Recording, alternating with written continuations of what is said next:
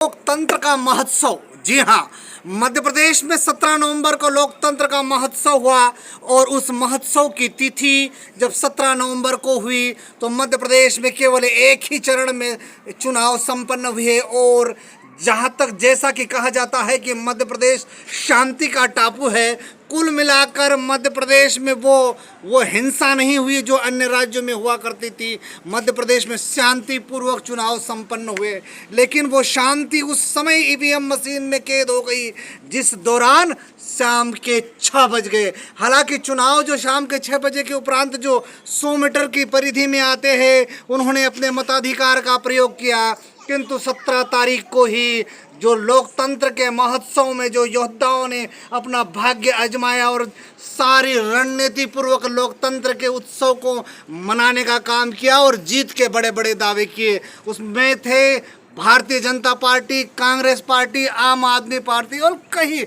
निर्दलीय प्रत्याशियों ने भी उस जंग मैदान में उतरने का काम किया। और इस ऐलान जंग का परिणाम उनके द्वारा यह कहा गया कि जो भी प्रत्याशी थे उन्होंने कहा कि जीत निश्चित है, जीत सुनिश्चित है और उस सुनिश्चितता का विराम उस दिन लगेगा और वो तिथि होगी 3 दिसंबर। जी हाँ, 3 दिसंबर को मध्य प्रदेश में हुए एक चरण के चुनाव का परिणाम सामने आएगा और निश्चित रूप से आश्चर्य बोधक होगा, क्योंकि भारतीय जनता पार्टी ने अपने जो जितने भी योजनाएं चलाई थी वो लाडली लक्ष्मी से लेकर लाडली बहना तक, सिको कमाओ योजना से लेकर हर चीज़, किसान सम्मान निधि से लेकर हर वर्ग को संतुष्टि करने के जो दावे किए थे, जो पॉलिसी की थी और जो पिछले 18 वर्षों में भारतीय जनता पार्टी मध्य प्रदेश में काबिज थी, वो इस बार फिर भाजपा के नाम से उस मैदान में लोकतंत्र के महोत्सव में वो सामने उतरे और उन्होंने इस बार फिर दावा कर दिया है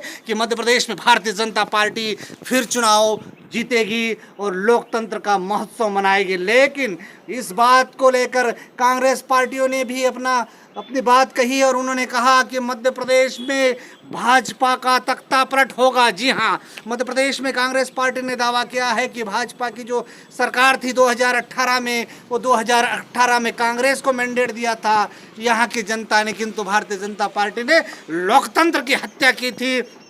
परिणाम स्वरूप तख्ता पलट कर दिया गया षड्यंत्र के स्वरूप, और उस षड्यंत्र का बदला लेने के लिए जनता काफ़ी समय से उस 17 तारीख का इंतज़ार कर रही थी और 17 तारीख को यह तय होगा कि मध्य प्रदेश में कौन किसके ओर गया। और तय होने की तिथि 17 तारीख को मैं इसलिए कह रहा हूं कि उस दिन चुनाव में वोट डाल दिए गए, लेकिन 3 दिसंबर, जी हाँ 3 दिसंबर को चुनाव के परिणाम सामने आएंगे और परिणाम क्या होंगे ये तो वो समय ही बताएगा। बहरहाल हम बात करते हैं सेंधवा विधानसभा की, पानसेमल विधानसभा की, राजपुर विधानसभा की और बड़वानी विधानसभा की।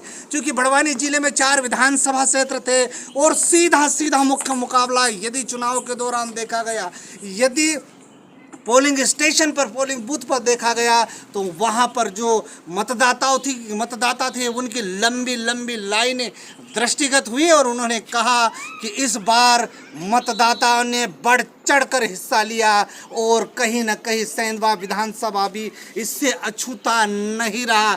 सबसे बड़ी बात, राजपुर विधानसभा में सर्वाधिक मत डाले गए, लगभग 82% वोट राजपुर विधानसभा में डाले गए और सबसे कम मतदाताओं ने जहां पर रुचि दिखाई वो था बड़वानी विधानसभा। जी हाँ, बड़वानी विधानसभा यानी कि जिला मुख्यालय, और जिला मुख्यालय में वर्तमान के पिछले 2018 से लगातार जीतकर केवल एक व्यक्ति जो थे जिन्होंने चुनाव जीता था वे थे प्रेम सिंह पटेल। और प्रेम सिंह पटेल वर्तमान में पशुपालन मंत्री के पद पर पदस्थ थे। बावजूद उनके कॉन्स्टिट्यूंसी में, उनके विधानसभा क्षेत्र में कम मतदान होना है निश्चित ही एक चिंतनीय विषय रहा है।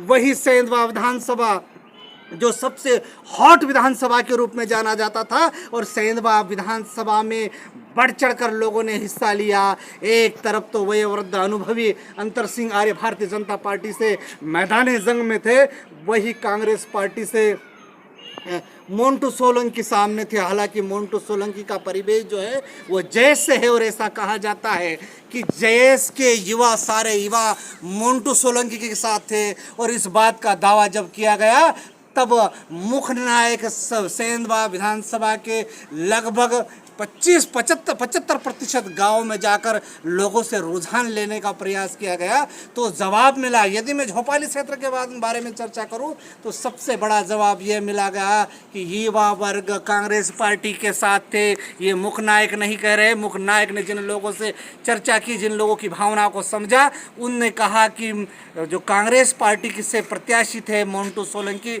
उनके साथ एक घर में केवल युवा वर्ग साथी थे और उनके घर के परिवार के मुखिया से लेकर लाडली बहन तक सब ने भारतीय जनता पार्टी का साथ दिया। इसी संदर्भ में मैंने जब आम आदमी पार्टी के प्रत्याशी इंजीनियर नानसिंह नावड़े जी से चर्चा की तो उन्होंने सीधा दावा ठोक दिया कि इस बार जीत उनकी होगी। हालांकि तीसरे पक्ष की जीत होना कहीं ना कहीं आश्चर्य का विषय सेंधवा विधानसभा के संदर्भ में निश्चित रूप से बनता है, लेकिन जो सीधा मुकाबला दिखाया गया वो भारतीय जनता पार्टी और कांग्रेस के बीच में है।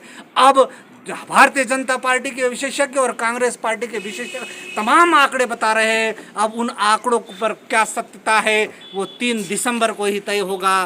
तब तक इस चैनल को सब्सक्राइब कीजिए, लाइक कीजिए और बेल आइकन दबाना ना भूलें। नमस्कार।